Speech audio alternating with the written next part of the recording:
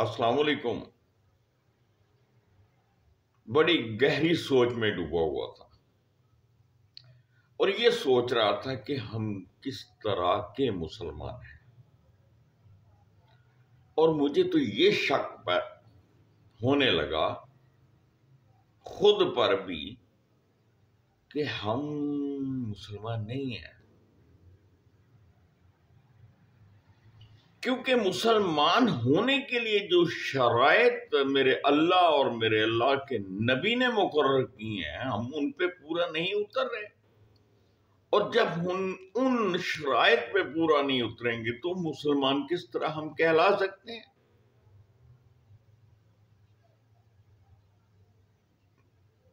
مسلمان پر جو فرائض عائد ہوتے ہیں نا،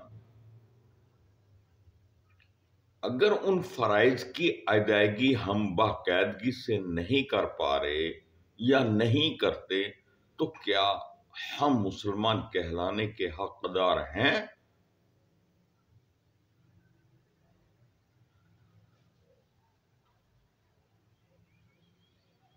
جو آدمی،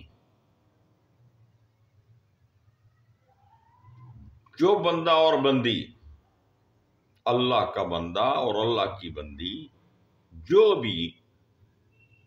اللہ اور اللہ کے رسول کے بتائے ہوئے احکامات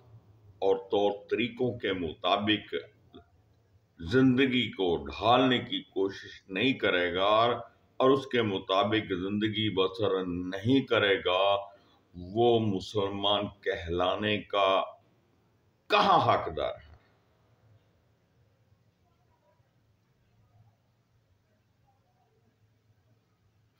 ہم تو اللہ کے قانون کے باغی ہیں،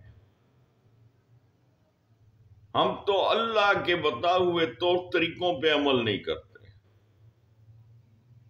ہم اللہ کے نبی صلی اللہ علیہ وآلہ وسلم کے بتائے ہوئے راستے پہ نہیں چلتے،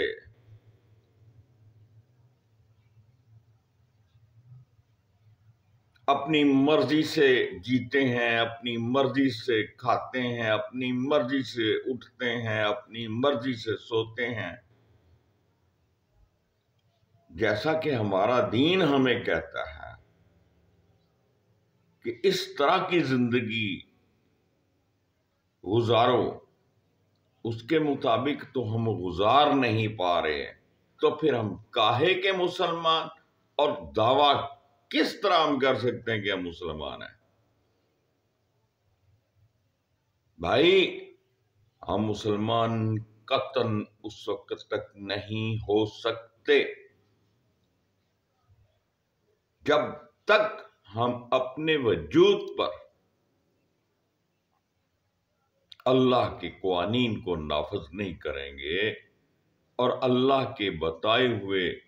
احکامات کے مطابق، اللہ کے بتائے ہوئے طور طریقوں کے مطابق اپنی زندگی نہیں بسر کریں گے، ہم مسلمان نہیں کہلا سکتے۔ نماز پڑھنے کا ہمیں حکم ہے، ہم نماز نہیں پڑھتے۔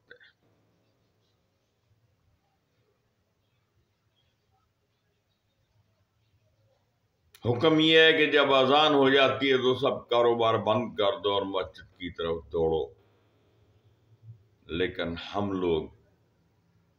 جن کاروبار میں مگن ہیں انہی میں لگے ہوئے ہیں۔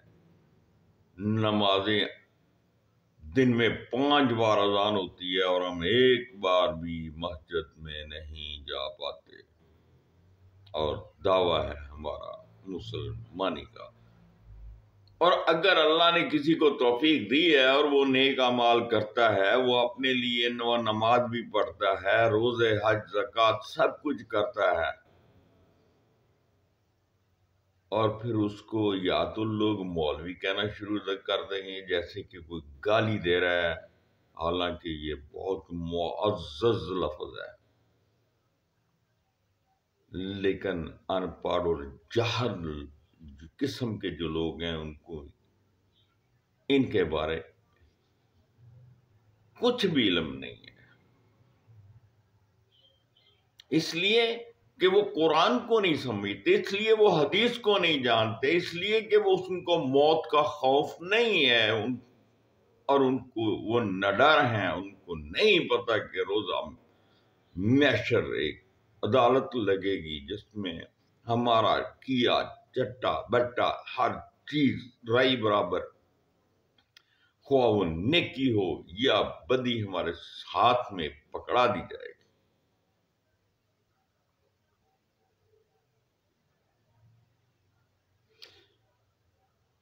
میرے خیال کے مطابق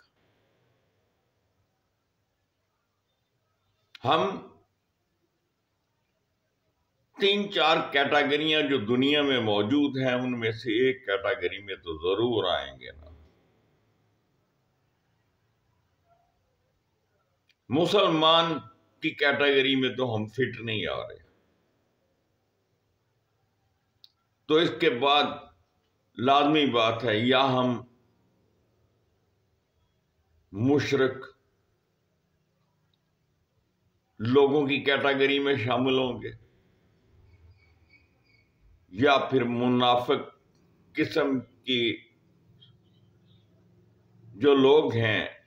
ان کے ساتھی کہلائیں گے، اور اس کے بعد تو پھر اگلا درجہ ہے وہ کافر۔ تو یا پھر ہم کفر میں مبتلا ہونے کی وجہ سے کافر کہلائیں گے۔ اب اس بات پہ غور اور فکر خود کر لیں کہ ہم کس کیٹاگری میں ہیں، اور اگر تو ہم مسلمانوں کی فہرست میں نہیں پورے اتر رہے تو ہمیں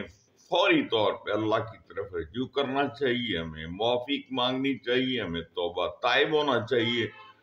اور گڑ گڑا کر اللہ سے مغفرت کرنی چاہیے، اور پلٹ آنا چاہیے اس حق کی طرف جس طرف اللہ ہمیں بار بار بلا رہا ہے۔ ہمیں متقی لوگوں کی صف میں آنا چاہیے، اور اس کے لیے جد و جہد کرنی چاہیے، اس کے لیے بھاگ دوڑ کرنی چاہیے۔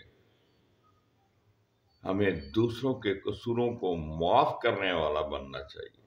ہمیں دوسروں کی پردہ پوشی کرنے والا بننا چاہیے، ہمیں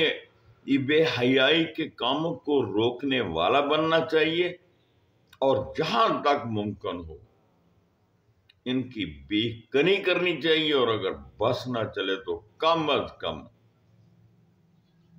آپ کے دل جو ہے وہ دل سے تو اس کو برا جاننا چاہیے، تبھی ہم مسلمان کہلا سکتے ہیں۔ لیکن افسوس کا مقام یہ ہے آج تو بھائی بھائی کو کاٹ رہا ہے، ہم اپنے رشتے ناطے توڑ چکے ہیں، ہمارے گھروں میں اتفاق نہیں رہا، ہمارے گھروں میں اللہ کی برکت اٹھ گئی ہے۔ کیوں؟ اس لیے کہ ہم نے اللہ کے قرآن کو چھوڑ دیا، وہ ہمارے گھروں میں طاقوں میں پڑا ہوا ہے، بلکہ بعض گھروں میں تو اب ہے ہی نہیں۔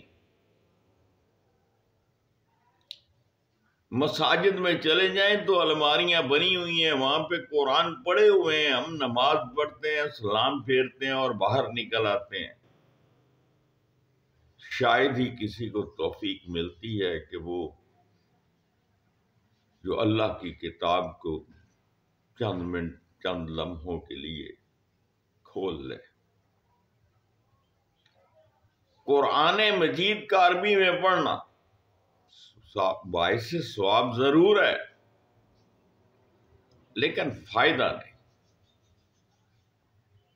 فائدہ تو آپ کو جب ہی ہوگا کہ جب آپ اس کو ترجمہ کے ساتھ، تشریح کے ساتھ، تفسیر کے ساتھ پڑھیں گے، آپ کو سمجھ آئے کہ اللہ کیا کہہ رہے ہیں اور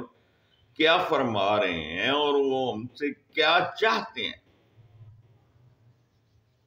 اللہ کے بندو اور اللہ کی بندیوں، اللہ سے دعا ہے کہ اللہ ہمیں علم و عمل کی توفیق عطا فرمائے۔ اپنا خیال رکھیے گا، دعاؤں میں یاد رکھیے گا۔ اور خدا کے لیے صرف اور صرف چند لمحے ہر صورت میں نکالیں اور قرآن کو کھولیں، اس کو چومیں، سینے سے لگائیں اور اس کے چند آیات کی تلاوت فرمائیں اور ترجمہ تشریح دیکھیں۔ بے شک میرا اللہ اس کے بدلے میں آپ کو وہ نعمتیں دے گا جس کی آپ اور ہم توقع بھی نہیں رکھتے، حقدار بھی نہیں ہیں، لیکن وہ مالک ہے، وہ خالق ہے، وہ ہر چیز پہ قادر ہے، اور ہمیں امید ہے کہ وہ ہمیں مایوس نہیں کرے گا۔ فی امان اللہ۔ السلام علیکم، اللہ حافظ۔